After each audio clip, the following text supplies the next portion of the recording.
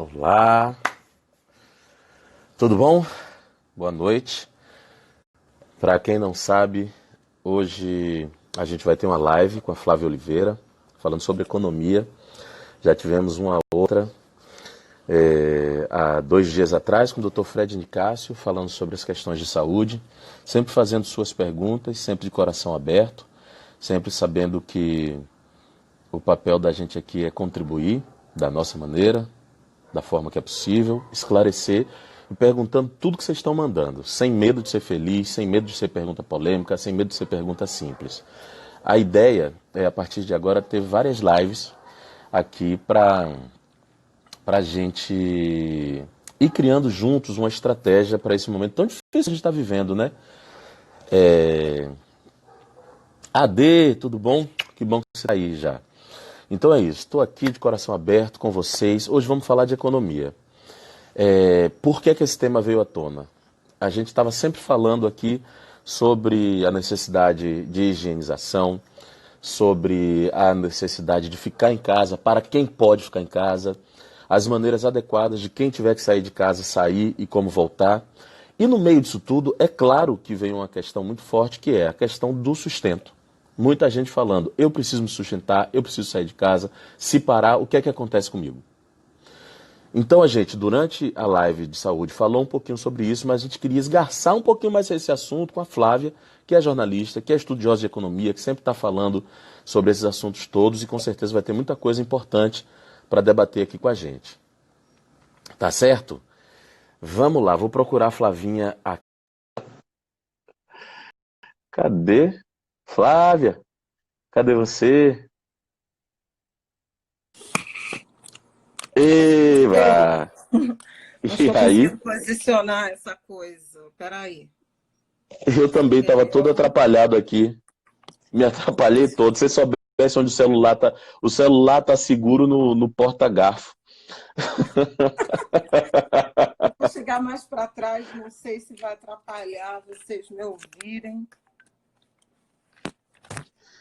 Eu tô ouvindo super bem. O pessoal tá ouvindo bem, Maravilha. vamos perguntar que eles sempre respondem. Vou apoiar aqui o. Vai ficar do cabo, que eu estou precisando deixar ele conectado para carregar, porque senão ele vai.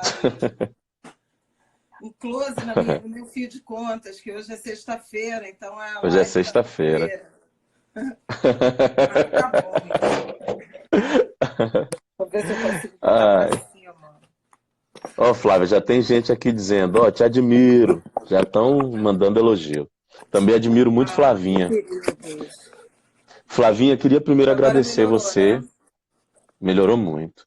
Queria te agradecer, Flavinha, por você disponibilizar esse tempo. Sei que você já está fazendo isso nas suas redes também. Esse é seu trabalho.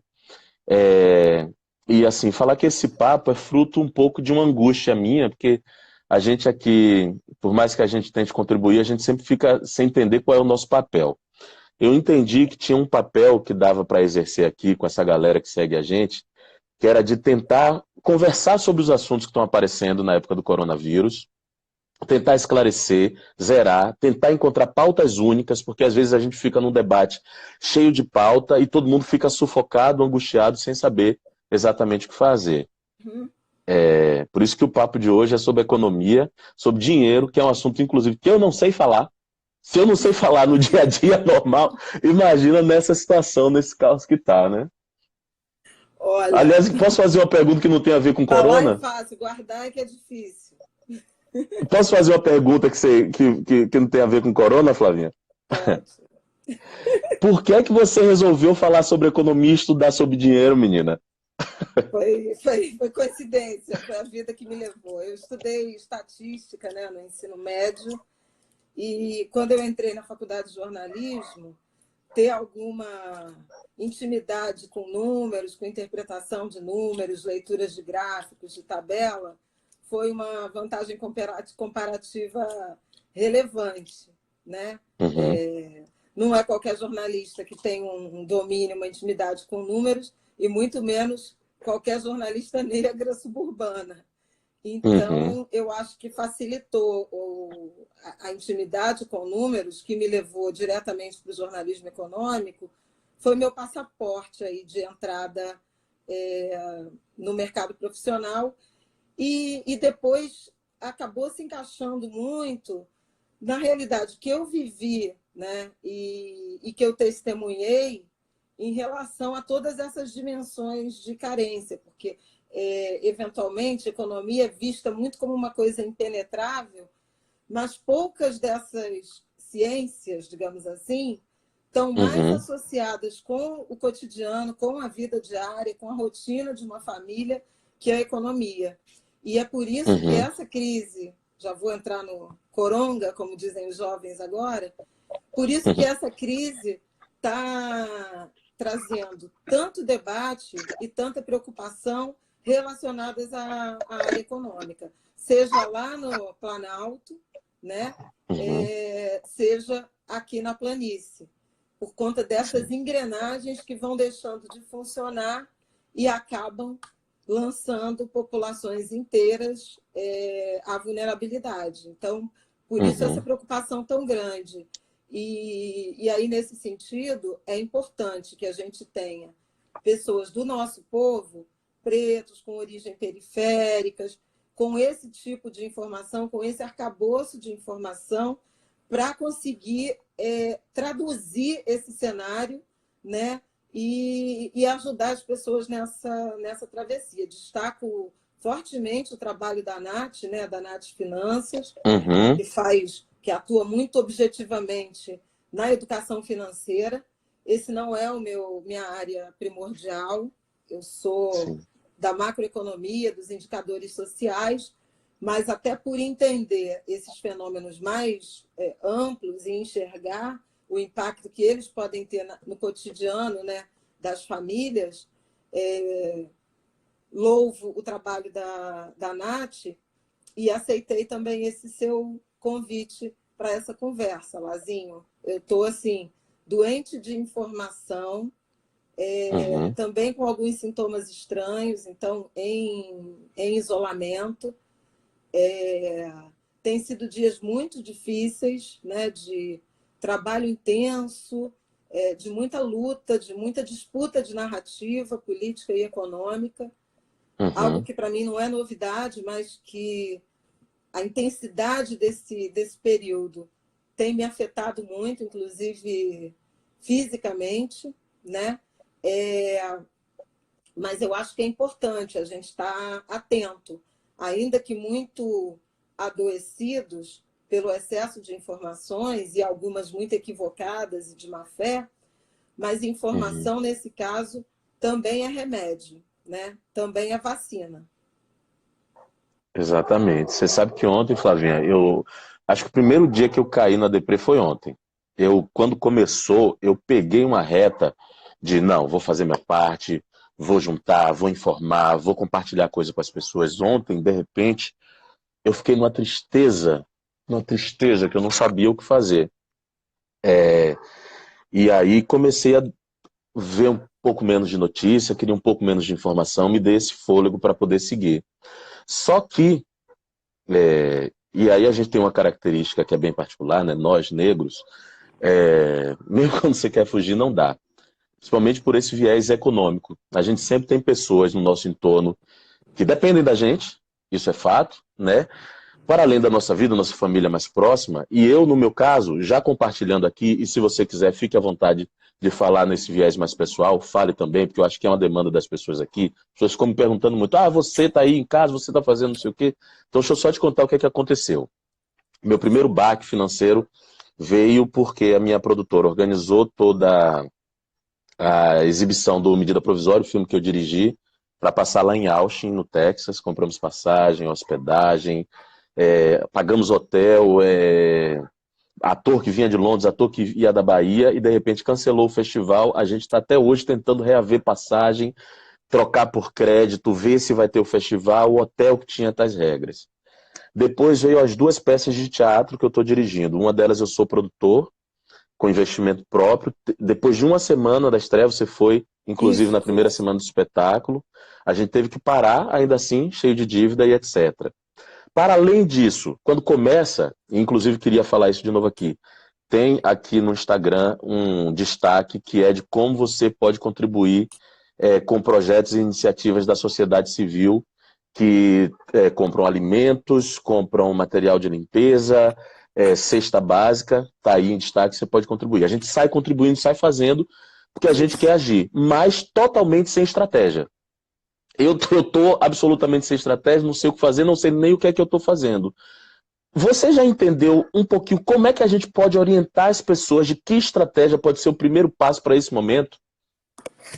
Olha, Lazinho, eita, a pergunta é tão difícil que o celular até, o áudio até tombou aqui, ficou nervoso, deu uma amarelada. Eu acho que eu tenho sugerido para muita gente, né? E essa pergunta que você está fazendo, eu acho que é uma coisa que está passando pela cabeça de todos nós, que a gente vai precisar fatiar os problemas, né? Eu acho que já está claro que não vai ser uma crise ou um ambiente de tensionamento, uma travessia de 2 semanas. Não será. Nas entrelinhas das autoridades mais sérias e no discurso muito explícito também, a gente vê que a gente vai ter um mês de abril muito difícil, então não são só as águas de março fechando o verão, e a gente tem que ter uma capacidade de se preparar muito grande em camadas. Então, primeiro quero te agradecer e louvar o fato de você, né, tá admitindo as suas dúvidas, os seus medos, a sua angústia e esse momento de tristeza, de depressão, de medo. Isso é corajoso e isso é absolutamente humano. Não tem como a gente manter, durante essa longa travessia, né, o moral todo no alto, não se sentir fragilizado, não em algum momento achar que não tem resposta, até de ter medo de não chegar ao final da travessia, porque envolve uma doença invisível. Então, tudo isso é da natureza humana, nos torna humanos, nos torna irmãos. Então, é muito importante a gente ter espaço para falar disso também, dos nossos medos, né? Do medo que a gente tem de perdas de todo tipo, materiais e também de vidas humanas ou de modo de vida, né? Eu acho que, fundamentalmente, a gente está se deparando com uma perspectiva de um novo modo de vida. Esse é o primeiro ponto. O segundo ponto é que tem uma atuação que ela é em ondas, né? Você mencionou o fato da população negra ser essencialmente redistributiva. Eu acho que esse é o nome. A gente é comunitário por princípio, né? Nós temos uma origem ancestral de sequestro do território e da família de origem e de uma adaptação com desconhecidos, cuja única semelhança na origem era tom de pele e origem transatlântica, né? E essa experiência de Brasil, de diáspora, foi essencialmente reconstruir esses laços. E reconstruir esses laços significa um compromisso muito grande com a comunidade, seja de laços sanguíneos, seja não. Então, religiosos, vizinhança, a tia da prima de não sei o quê. A gente chama todo mundo de tio, e tio, tia, é meu primo, é minha irmã e tal, muito por esse ambiente de reconstrução desses laços rompidos, né, pela brutalidade da colonização. Então, toda vez que a gente está falando de uma crise, de uma alegria ou de uma tristeza numa pessoa negra, ela está se referindo a mais de uma pessoa, ela está se referindo a um coletivo. Por isso, nesse drama que a gente está vivendo agora, a gente tende também a se preocupar intensamente com os nossos irmãos, não sanguíneos, mas irmãos de infortúnio, né, na brasilidade. E é daí que vem esse senso aí de querer ajudar todo mundo. Acho que as 2 primeiras semanas foram muito nessa direção de a gente tentar diminuir os danos, né, a essas, sobretudo as comunidades de favela, subúrbio, periferia, áreas que a gente sabe são densamente povoadas. O que significa isso? Casas pequenas, muitas delas mal ventiladas, que abrigam um grande número de pessoas de diferentes faixas etárias. Isso expõe todo mundo, sobretudo os mais velhos, a muito risco, né? E aí, acho que o primeiro momento foi de um adensamento, de uma união muito grande do povo da comunicação, dos mídia-ativistas e o povo do movimento social, para tentar levar informação para as nossas tribos, para as nossas aldeias, para os nossos quilombos. Então, foi muito nessa direção de, gente, é sério o papo, tem que lavar a mão, tem que comprar álcool gel, um momento de questionamento do discurso oficial, que era impenetrável para várias dessas pessoas. Então, assim, álcool gel, lavar a mão, se a água entra uma vez por semana, se a água entra 2 vezes por semana, se só tem um ponto de água numa casa, como é que você faz para lavar a mão o tempo inteiro, cada um com uma toalha, arruma álcool gel para limpar a mão, fica em casa, não dá para trabalhar. Quer dizer, a gente experimentou um choque de brasilidade. A desigualdade brasileira explodiu na cara da gente para mostrar que várias famílias brasileiras, inúmeras, centenas, milhares, milhões, estão em condições de vulnerabilidade, já vinham em condições de vulnerabilidade que eram inviáveis para obedecer à norma, à regra lá, à cartilha da higienização e tal. A partir daí, a partir dessa consciência, aí a chave mudou para como a gente faz para ajudar. Então, foram surgindo as campanhas de doação, né? Você já participou de várias, eu já participei de várias e continua chegando a demanda. Isso é uma coisa preocupante, por quê? Porque os pedidos saem dos mais variados lugares, dado que o Brasil é um país muito grande e com muita gente pobre, muita gente na vulnerabilidade. Não estamos falando de uma fraçãozinha de 5% da população em situação de pobreza. A gente está falando de 10% da população em extrema pobreza, 30%, 40% em situação de pobreza, podendo caminhar subitamente para a extrema pobreza em razão dessas condições do mercado de trabalho. Por isso, embora seja muito importante a gente aderir às campanhas e ajudar a quem for possível no nosso entorno, dessa rede de relacionamento, dessas ONGs, dessas organizações sociais que estão mais próximas e que conseguem se fazer visíveis. Veja, isso é um ponto importante. Tem muitos coletivos e organizações sociais que têm visibilidade midiática nas redes sociais, etc. Tem gente que não tem nem isso e está completamente desprotegido. E aí é que entra, eu acho que o que você está provocando em relação à necessidade de uma articulação maior, que é a cobrança de políticas públicas, né? A gente tem olhado muito para o governo federal na direção de liberação de dinheiro, fundamentalmente, seja de proteção às empresas, ao trabalhador, ao Bolsa Família, etc., mas eu acho que a gente também precisa cobrar das prefeituras, que são as instituições, o nível de poder mais próximo da gente que está morando nas cidades, um aparato de assistência social relevante. O governo anunciou, por exemplo, o governo e o Congresso, né, aprovaram uma ajuda de R$600. Não está bem operacionalizado, vai ter que ir na Caixa Econômica fazer um cadastro. Vamos pensar aqui, se o chefe dessa família, que é o conta própria, que poderia ter direito aos tais R$600 ou R$1.200, se ele adoecer, quem é que vai lá fazer essa inscrição na Caixa Econômica para receber os R$1.200? Então, vai ter gente que vai ficar desprotegido. Acho até que é uma coisa que eu quero escrever para chamar a atenção sobre isso.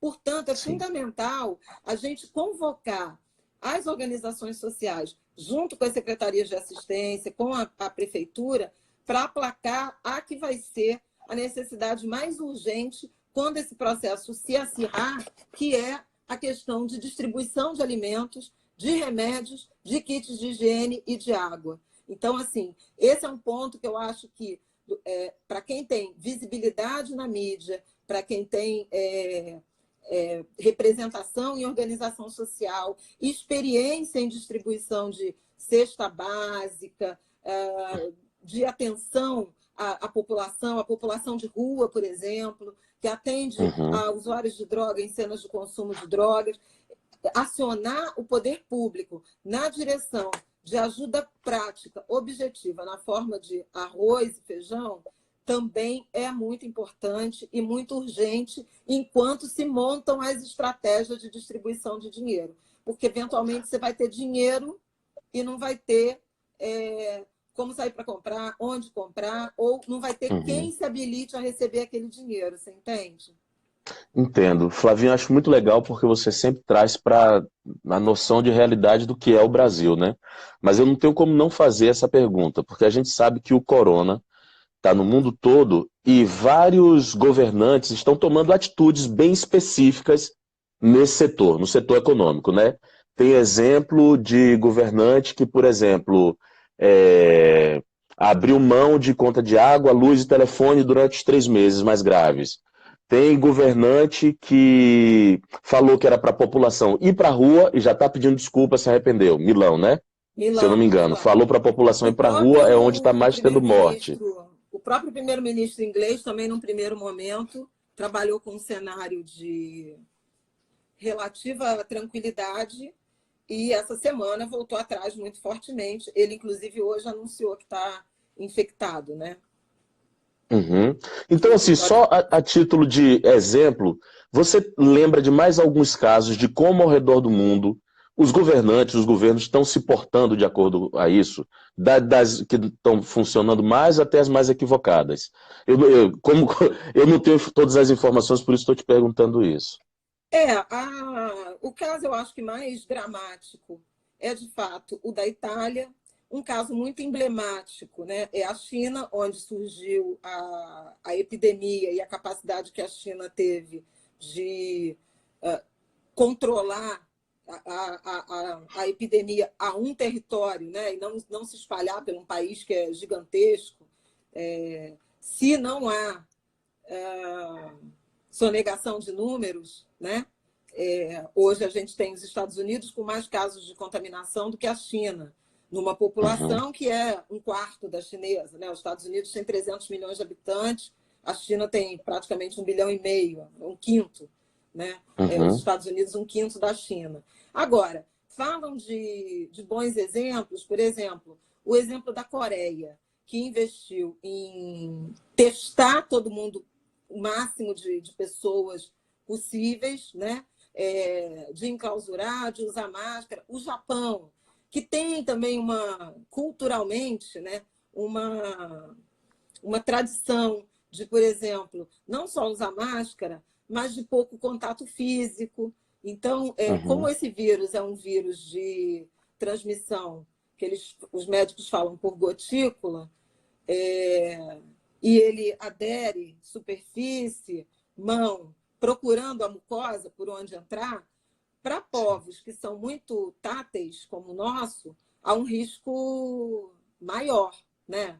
A gente se beija, se abraça, e isso é algo difícil, né, de ensinar para os brasileiros. Além disso, a gente tem uma tradição de má qualidade nos serviços públicos, por exemplo, nos transportes, que nos obrigam a uma convivência quase corporal, né? Com o companheiro, a companheira do lado, no trem, no metrô e no ônibus. Então, assim, tem algumas características culturais que foram determinantes para, por exemplo, alguns países asiáticos terem ficado menos expostos, ou terem tido mais sucesso. Outras que são de determinações governamentais, que eu acho que é o caso da Coreia, produziu muito teste, foi testando todo mundo e isolando quem era portador e tal, para separar a população. Saiu um artigo muito interessante, inclusive, de um caso de uma pessoa que desobedeceu a uma ordem, Quem tiver interesse, tem por aí. Dá um Google aí nos quarentenas que tiverem interesse. É o caso do paciente 31, da Coreia do Sul. Foi uma mulher que teve um resultado positivo, recebeu a ligação, parece que recebeu a ligação do hospital que ela tinha que se isolar, e ela marcou um café com uma amiga num shopping. E refazendo o percurso dessa mulher, essa saída dela no café com as amigas, não sei o quê, resultou numa cadeia de contaminação de 1.600 pessoas. Então, veja, a diferença que faz, ou que faria, ou que fez, no caso da Coreia, o isolamento social das pessoas contaminadas que, circulando normalmente, sem saber que tem o vírus, podem estar espalhando e agravando o cenário da epidemia. O caso da Coreia é um caso bem sucedido. O caso da Itália é uma tragédia, porque muitas cidades não acreditaram, né, que teria essa dimensão. E a gente está vendo agora muito perto a experiência de Nova York, né, se agravando pesadamente, a ponto de o governo americano ter soltado um pacote de 2 trilhões de dólares, algo absolutamente inédito na história, para provar que não é só uma gripezinha ou um resfriadinho, é algo muito sério, né, em termos de necessidade de ajuda. E o Brasil errático, né? O Brasil que começou, me parece, com uma postura em que prevalecia a visão técnica e científica, e que está escorregando para um discurso, uma visão política negacionista, muito ancorada na recuperação ou na sustentação da economia, que será absolutamente inviabilizada se a epidemia chegar com a força que chegou na Itália, por exemplo, né? E com as Flavinha, nossas características, né, Lázaro? Porque eu acho que isso é importante. Além da gente, como eu já mencionei, a gente tem casas confortáveis, como a sua e como a minha, que eu tenho um quarto, meu marido está dormindo em outro, a gente está isolado, cada um num cômodo da casa, mas nós temos 3 cômodos para nos isolarmos. Essa não é a realidade brasileira. Essa não é a realidade da favela brasileira. Eu vi a Tainá de Paula, que é uma arquiteta e urbanista negra, criada na Praça Seca, falando: é fundamental ventilar. Então, deixa o ventilador ligado. E aí, nesse sentido, é importante assumir o custo da conta de luz, né? O Estado, porque a gente vai precisar consumir mais luz, por exemplo, para deixar esse ventilador ligado de cima para baixo, que ela falou, eu acho que foi isso, para a casa ficar arejada. Tem um cômodo que não tem janela, você vai fazer o seguinte: toda a comunidade tem muito pedreiro, chama um pedreiro, manda abrir um buraco numa parede e botar uma tela de galinheiro para evitar a entrada de bicho, por exemplo, mas deixar aquele lado aberto para entrar um pouco de luz, para arejar, porque a umidade piora esse ambiente, né? Manter a higienização das mãos das crianças, das pessoas. Então, um sabãozinho. Já teve receita de uma garrafa PET com água e detergente ou sabão dissolvido. Você vira ali aquele para otimizar o sabão, porque as pessoas falam: usem sabão líquido, água corrente, álcool gel. Ora, 1 litro de álcool gel custa R$30. Isso não está posto, né, na tem gente, realidade a brasileira. gente já viu caso de R$80, gente Pois cobrando é. R$80, né? Que aproveita esse momento para aumentar o preço de tudo, que também é uma outra questão, né? É um crime contra a ordem econômica, né? Uhum.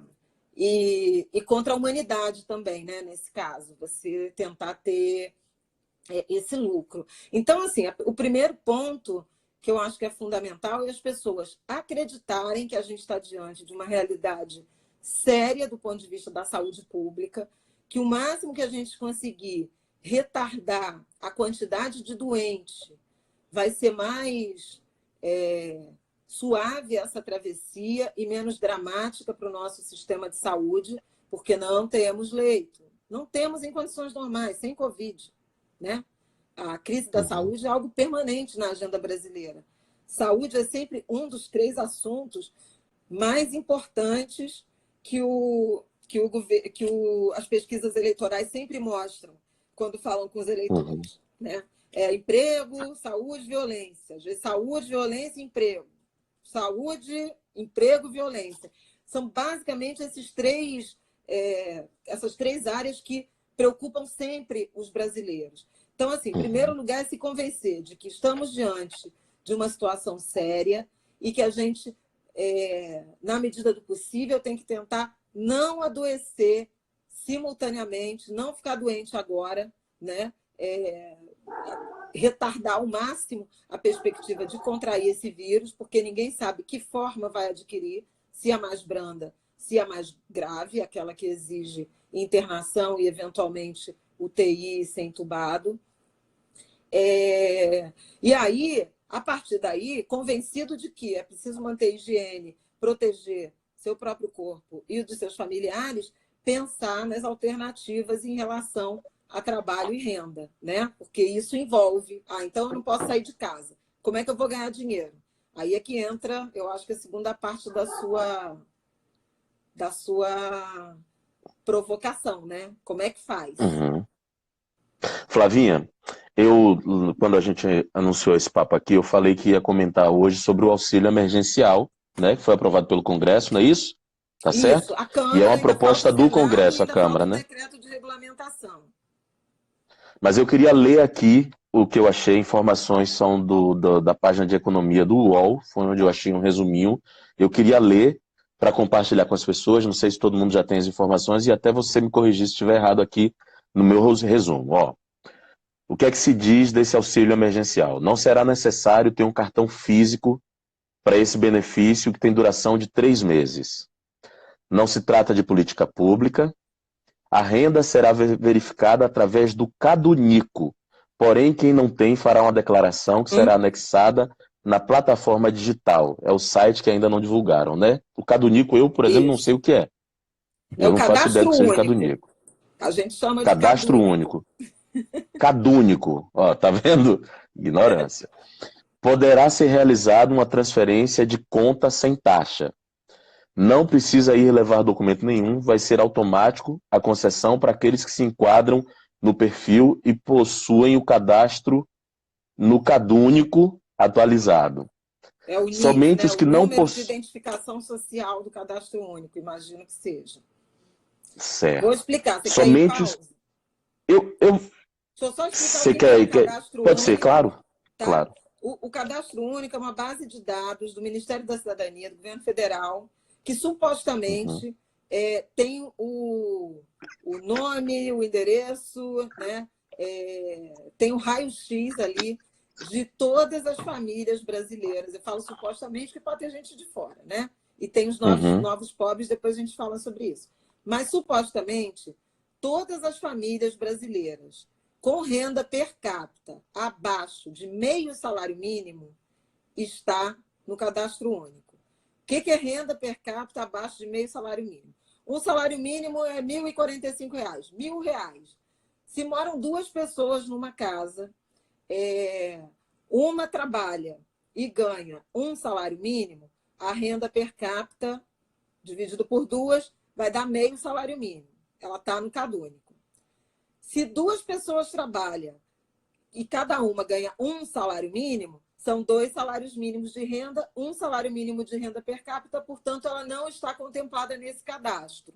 Então, divide a renda da família pelo número de pessoas da família.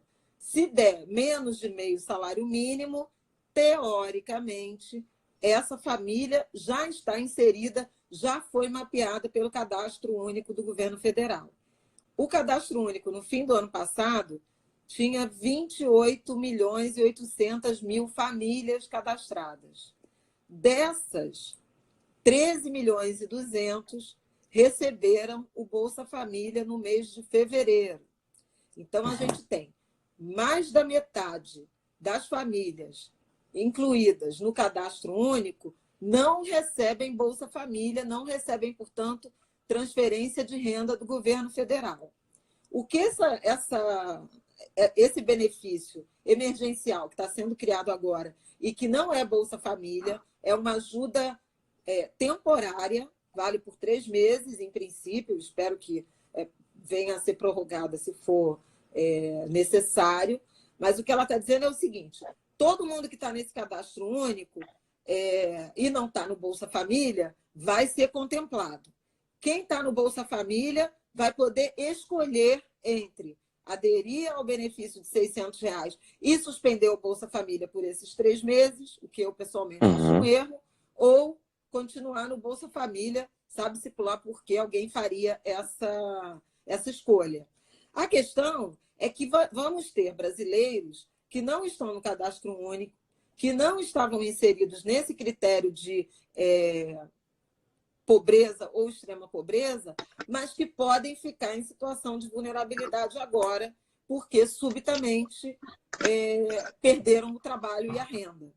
Então, eventualmente, Sim. você pode ter um garçom, né, que ganhava 2, 3 mil reais, incluindo as gorjetas dele, etc., morava numa casa com a mulher e 3 filhos, não está inserido nessa categoria dos pobres, de ter a inscrição no cadastro único, mas que subitamente agora, porque o restaurante está fechado, porque ninguém mais vai lá, etc., etc., ele vai cair na precarização, na vulnerabilidade e vai precisar dessa ajuda de R$ 600. É isso aí que eles sugerem que a pessoa vai poder ir à Caixa Econômica, né, e se habilitar a esse benefício por 3 meses. Ok. Os que não possuem o cadastro único deverão declarar via plataforma digital. Começa a receber esse dinheiro em abril, o calendário ainda está sendo elaborado. Mães de família monoparentais, as mães que criam sozinhas, né, mães solo, como estão chamando agora, podem receber R$ 1.200, mas ainda tem outros critérios. Para ter acesso ao auxílio, a pessoa deve cumprir, ao mesmo tempo, os seguintes requisitos: ser maior de 18 anos de idade, não ter emprego formal, não receber benefício previdenciário ou assistencial, seguro-desemprego ou de outro programa de transferência de renda que não seja o Bolsa Família, renda familiar mensal per capita por pessoa de até meio salário mínimo, como você tinha falado, Flavinha, R$ 522,50, ou renda familiar mensal total, tudo que a família recebe, de até 3 salários mínimos, R$ 3.135. Então, foi bem o e exemplo não que eu falei ter do garçom aí, né? Exatamente.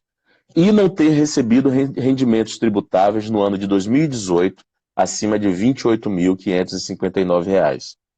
A pessoa candidata deverá ainda cumprir uma das condições: exercer atividade na condição de microempreendedor individual, ser MEI, ser contribuinte individual ou facultativo do Regime Geral de Previdência Social, trabalhador informal inscrito no Cadastro Único para Programas Sociais do Governo Federal ou ter cumprido o requisito de renda média até 20 de março de 2020.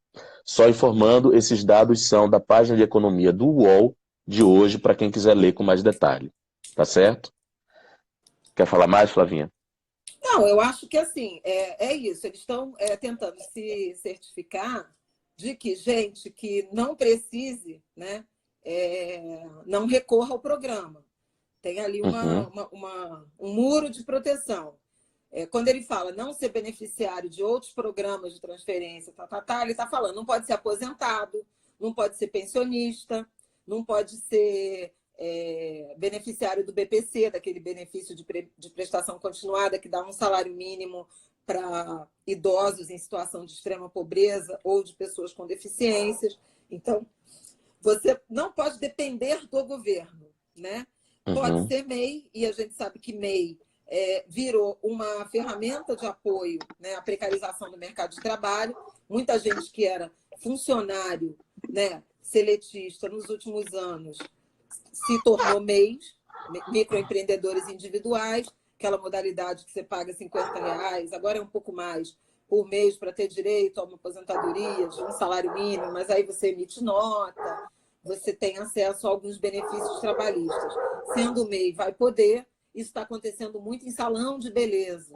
Quem é manicure, depiladora, colorista de salão, muitos salões, teve até uma legislação que mudou, que forçou muitas dessas profissionais a se tornarem MEI e deixarem de ser funcionárias com carteira assinada.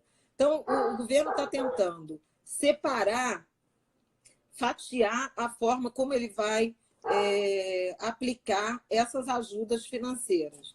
Nesse caso aí, dos R$600, ele está mirando os informais, né? As pessoas que não estão vinculadas a emprego com carteira assinada e os informais de menor renda, porque tem gente que é informal, não passa nota, não contribui para a Previdência, mas tem umas profissões mais bem remuneradas que, em tese, né, te garantem um pouco menos de precariedade na vida ou de chance de vulnerabilidade. O que eles estão tentando pegar é os mais pobres entre esses informais. Aí vai estar a diarista, que é uma preocupação enorme, a empregada doméstica, que a despeito de a gente ter uma legislação que obriga e que equiparou os direitos trabalhistas das domésticas aos de todos os trabalhadores, 2/3, 2 em cada 3 empregadas domésticas no Brasil ainda trabalham sem carteira assinada. Então, vai alcançar muito esse grupo. Agora, se ela não tiver já sido capturada e identificada pelo cadastro único, você já tem um problema aí, né? Vai precisar fazer esse esforço de se cadastrar de boa fé, né? O governo certamente vai rodar esse CPF para ver se está vinculado a algum outro programa, ou isso que você falou de rendimento no ano acima de 28 mil, isso é aquele corte da declaração do imposto de renda. Então, se declarou imposto de renda, muito provavelmente vai estar fora. O problema é que tem gente que não estava sujeito a essa vulnerabilidade em condições normais de temperatura e pressão da sociedade. E agora vai estar, entende? Eventualmente, um motorista de aplicativo poderia ganhar mais do que isso, tem um nível de informalidade, pode ser MEI, né? Mas agora, se o movimento despencou, ele não tem cliente nenhum, ele vai ser lançado na vulnerabilidade. Por isso, tem tanta gente que defende, Lázaro, um programa universal de renda mínima. E os Estados Unidos caminharam nessa crise para essa direção. O que eu li sobre o programa do Trump é que serão 300 milhões de dólares, né? Cada americano vai receber um cheque de $1.000. Quem for desempregado vai receber mais não sei quanto. Mas, assim, dispara para todos os endereços, né? É uma renda... Por um período determinado. Por tempo determinado. Por tempo determinado, sim. Inclusive, essa é uma preocupação muito grande desse governo, em particular, porque ele é um governo de ajuste de contas, né? Essencialmente, é um governo de redução do Estado, de enxugamento do Estado, não é de um Estado de bem-estar social, de proteção social. É um Estado de ajuste, de controle financeiro muito rígido. E algumas das medidas que eles estão tomando cuidado para aplicar são medidas que não gerem custo permanente. Então, assim, por isso, um benefício temporário de 3 meses, em vez de espalhar o Bolsa Família para todo o cadastro único e, a partir daí, se comprometer a transferir renda para sempre para 28 milhões de famílias. Entende a diferença? Claro, perfeito. Flavinha, no geral estou fazendo essas lives só com meia hora, para poder ser um material conciso, as pessoas poderem tirar dúvida, reassistir. Mas as pessoas estão perguntando tanta coisa que eu queria mandar umas perguntas rápidas e dizer a vocês que estão assistindo que a gente vai continuar com esses papos. A Flávia citou a Nath mais cedo aqui, a Nath está marcada também para vir conversar com a gente. Peço a vocês que se informem também, a imprensa está falando sobre isso, tem vários sites, dá aquela pesquisadinha que vocês também vão... acompanhar meu tweet. Flavinha, que inclusive vocês sabem E isso quer dizer, Flávia OL, não é Flávia Oliveira, Flávia OL, tweet de Aí no Flávia, Instagram, no Instagram de Twitter, Flávia, ela tá no sempre Tigrilo, falando com arroba Andes de vocês. Grilo, que é meu podcast com a Isabela. A gente tem tratado dessas agendas, entre outras também, da saúde mental, de questões religiosas. Mas manda aí, vamos fazer um pinga-fogo rapidinho aí de 10 minutos com as perguntas. Ó, vou fazer umas que são mais rápidas. Vendedor de bala tem direito a alguma coisa?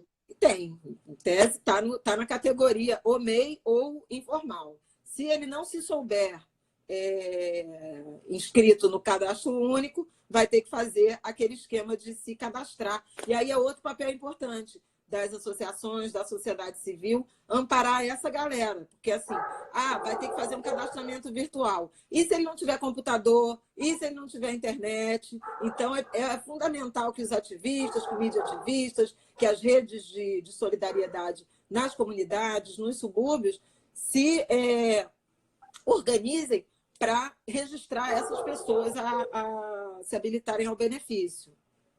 Uhum. Trabalho com transporte escolar sem MEI ou qualquer outro benefício. Já estou há 20 dias em casa e não sei quando retornarei. Pois é, em tese é uma pessoa que, se não se enquadra naquele critério de renda mais alta, né, aquele corte dos 28 mil, mais de 28 mil reais em 2018, vai estar apta a receber esses 600 reais por 3 meses. E o que foi dito que a Câmara aprovou é que cada domicílio podem ter 2 benefícios. Então, digamos, você e sua mulher fazem, sei lá, um vende bala, ela faz salgados, né? Os 2 podem se cadastrar e aí R$ 1.200. E mãe solo, mulher chefe de família, tem direito a 1.200. É isso. Muita gente fazendo perguntas que, na verdade, não tem respostas ainda, porque a gente está começando esse pensamento de intervir mais fortemente na economia, depois de toda uma polêmica, uma disputa de narrativas, como Flavinha disse no início, né? Fica em casa, vai trabalhar, não fica em casa, que vocês estão acompanhando, vejo pelos comentários de vocês. Vamos continuar se informando. Eu acho que, como Flavinha disse, citando Flávia de novo, entrevistando Flávia e citando Flávia, informação também é cura. Então, por favor, se informe e para com esse negócio de ficar brigando aí, atacando quem não tem culpa de nada. Entendeu? É O isso. convite Tô está vendo só ali, perdendo Lazinho, ó, tempo. tem muita gente perguntando de indígenas. Não temos informações Opa. ainda em relação a Uhum. isso. Meio em atraso, não tem informação de que se tiver atrasado não vai poder receber. Acho que esse critério não vai vigorar, são só 3 meses de benefício, mas é importante ficar em dia por causa da aposentadoria lá no futuro.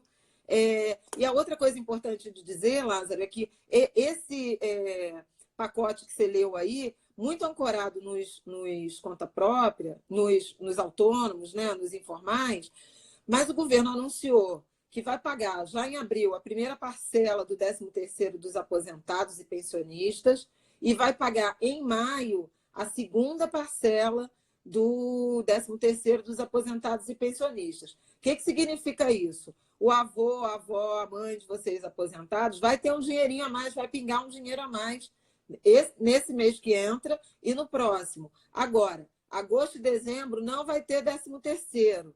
Então, veja, usem esse dinheiro só se realmente for muito necessário para aplacar essa vulnerabilidade da crise. Não é, opa, ganhei um dinheiro aqui do governo e tal. Vai chegar lá no Natal, vai sentir falta. Eles estão exclusivamente antecipando o 13º dos aposentados e dos pensionistas do INSS para justamente formar um colchão para a gente atravessar esse momento. As regras para as pessoas com carteira assinada sobre demissão, suspensão de contratos e complementação de salários pelo governo ainda não estão claras. Estamos esperando a medida provisória. Então, quem tem emprego com carteira assinada vai ter que esperar um pouquinho mais. Não entre em desespero, Patrícia. O desespero é inimigo do bom raciocínio. A gente tem que ter racionalidade, ler as regras. Se tiver muito pesado, respira fundo, tira uma noite de sono. as coisas vão se resolver. Tem que se resolver. Tem que se resolver. E espero que esse momento do vírus, do confinamento, seja para a gente reforçar as ações coletivas, né? Saiba que você também não está sozinha, procure acolhimento em quem puder te dar, procure alguma coisa que te faça se distrair. Ontem, por exemplo, eu comecei falando que estava muito triste, um amigo me mandou uma música e eu já ganhei mais uma força para seguir um pouquinho. Flavinha, eu preciso mais uma vez falar isso, eu falo sempre que eu posso, que eu sou seu fã, que eu te admiro profundamente, em todos os sentidos. Eu queria agora, minha amiga, te dar um abraço. Como não podemos, não estou perto, eu queria terminar te dando um abraço através de música. De uma Claro, mulher eu que eu sei que amo você tanto. gosta muito, você ama muito. Eu vou botar aqui para todo mundo Já ver até sei junto. quem é. Já sabe quem é, só que ela não tá sozinha aqui não. Deixa eu ver se dá. Nossa.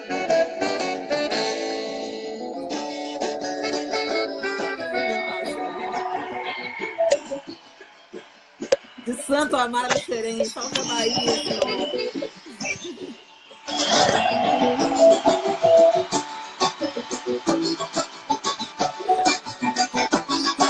Amo você, Lázaro. No Você é uma alto pessoa trilho, importantíssima na minha escorrar, vida, você quem sabe. passa do mal ao bem, por cima formando um ar, por baixo o trilho de trem, de Guadalupe ao Amparo, de Xerém a Santo Amaro, de Santa Amaro a Xerém. Salve Maria, O que salve passa é bem Zeca. mais claro, é todo mundo é ninguém, do generoso ao Havaí, de Gaza a Jerusalém. No bem barato ao bem caro, de Xerém a Santo Amaro, de Santo Amaro a Xerém. Ai, amor, amor, amar. Eu sinto seu Ai, abraço, Xerém, querido. Eu te Xerém. amo muito. Ai, amor. Te amo, minha amiga. Ó, abraço em forma de música. Fica bem, tá? E de olhar também. Fica bem você também. E vamos juntos, estaremos juntos. Vai passar. Estaremos juntos. No final desse túnel escuro, vai ter uma luz muito bonita. Eu tenho fé. É isso. Eu também Hoje é tenho dia de fé. Oxalá, que Oxalá te abençoe a todos nós. Axé, Motumbá Axé, minha irmã. Aqui ainda, axé, epa, babá, para quem é de Axé. amém, amém, para quem é de aleluia, aleluia. Que todos os nossos corações se unam na direção de buscar uma alternativa para nós mesmos e para os nossos queridos e para o nosso povo. Vai dar. Obrigado. Te amo, Flavinha. Te amo. Amo vocês. Até a próxima.